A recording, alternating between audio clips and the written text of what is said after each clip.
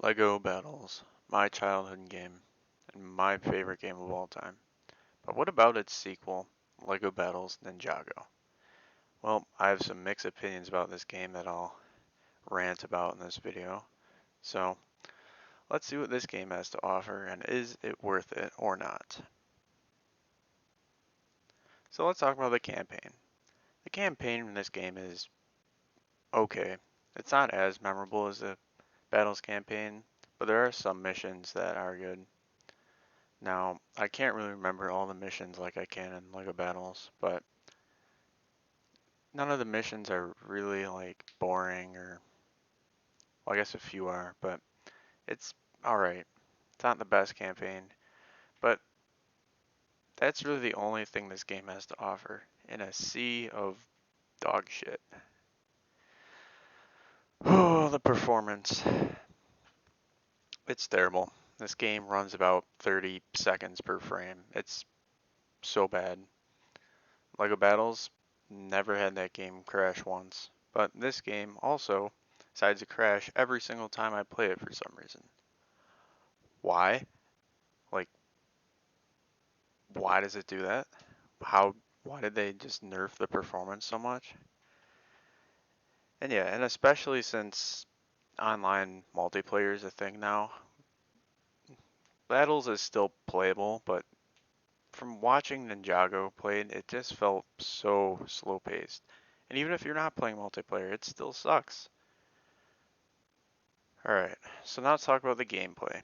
The gameplay is too slow. So basically how Ninjago works is you have 7 hero units who have 2 upgrades that you can upgrade at the keep, and you have 6 builders. So already you have less builders than you usually would have in LEGO Battles, so you're going to have more money.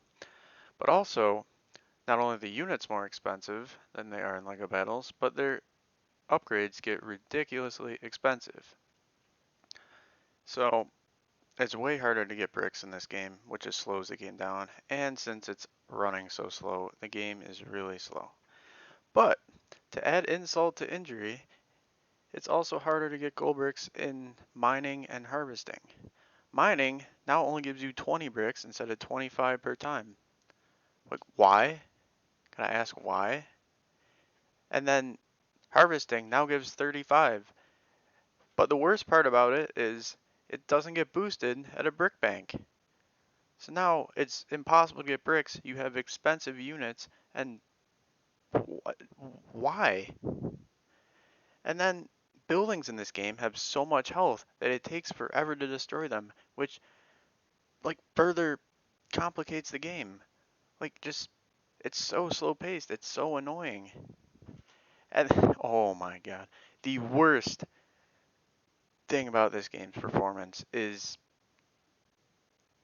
large units. In LEGO Battles, they were annoying, sure, but that's really only noticeable with the claw tank who's on the ground. LEGO Battles Ninjago made that a trillion times worse. The units not only bigger than they are in LEGO Battles, but they're all on the ground. And with all the trees and shit in the way, it's impossible to get around. Like, oh, game just pisses me off. And oh, the balance is horrible.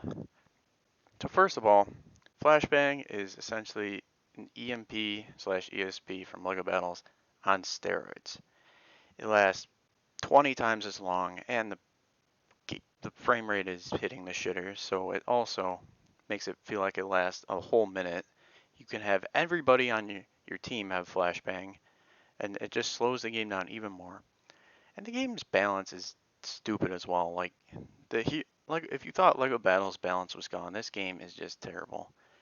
Like the stat difference is huge. You have characters with over 3,000 health, and then you have some who have barely over 200. And the DPS is also just as bad, if not worse. You have characters who do 150 some DPS, and then others who do 7. And not only that, the game straight up lies to you about the stats.